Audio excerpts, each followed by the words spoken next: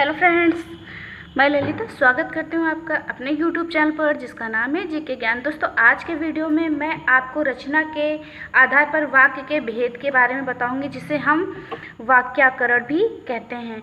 तो फ्रेंड्स, समझते वाक्याकरण क्या होता है। दो या दो से अधिक, ठीक है, दो या दो से अधिक साधारण वाक्यों को मिला करके, ठीक है, दो हों या दो से अधिक हों साधारण वाक्यों को मिला करके मिश्रित वाक्य, संयुक्त वाक्य बनाने की क्रिया को ही वाक्याकरण कहते हैं। ठीक है, तो अब आपको समझ में आ गया हो कि ये वाक्याकरण क्या होता है। तो जब दो या दो से अधिक साधारण वाक्यों को मिला करके कोई वाक्य बनाते हैं तो उसे हम वाक्याकरण कहते हैं।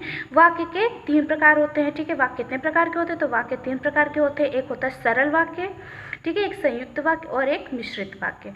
ठीक है, तीन जो हो गए, तीन वाक्य के प्रकार हो गए। अब देखिए सरल वाक्य क्या होता है। तो सरल वाक्य जिन वाक्यों में केवल एक ही उद्देश्य और एक ही विधेय होता है उसे सरल वाक्य कहते हैं।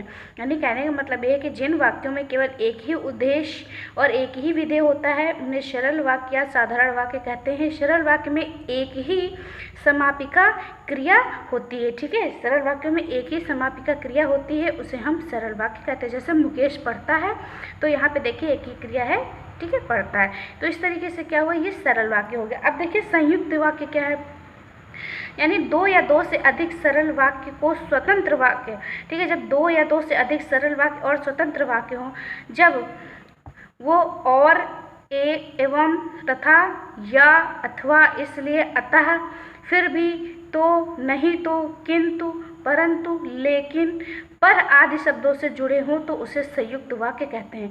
यानी कि जैसे कोई सेंटेंस है, कोई वाक्य है, ठीक है, और वो इन सभी शब्दों से जुड़ा हुआ हो, ठीक है, दो वाक्य हैं और वो इनमें से किसी भी एक वाक्य मतलब शब्द से जुड़ा हुआ, तो वो क्या हो जाएगा, वो संयुक्त वाक्य हो जाएगा। ठीक है, वो क्या हो जाएगा, संयुक्त वाक्य हो जाएगा। जैसे एक एग्जांपल देखिए मैंने दिया, आप आए, ठीक है, एक सेंटेंस हो गया, मेरे पास बैठ गए। इसको जब हम जोड़ेंगे तो इसको हम और से जोड़ेंगे, तो जब हमने इसमें और लगा दिया तो ये हो गया हमारा संयुक्त वाक्य।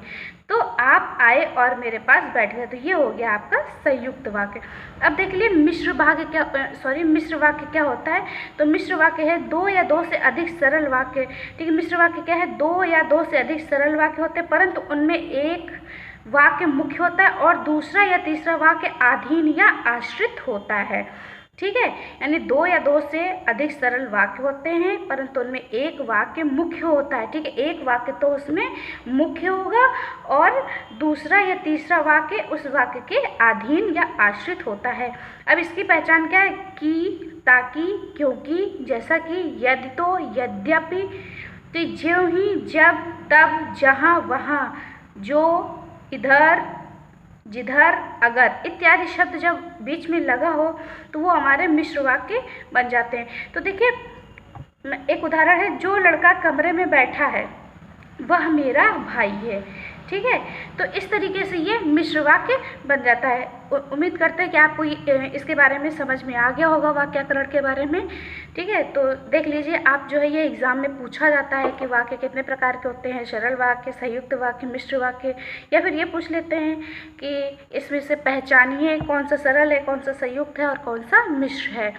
तो वीडियो आपको कैसा लगा? अगर वीडियो अच्छा लगता है तो प्लीज़ वीडियो को लाइक करिए। चैनल पे पहली बार है तो चैनल को सब्सक्राइब करके घंटे के निशान को अवश्य दबाइए। मिलते हैं अगले वीडियो में, तब तक के लिए बाय बाय।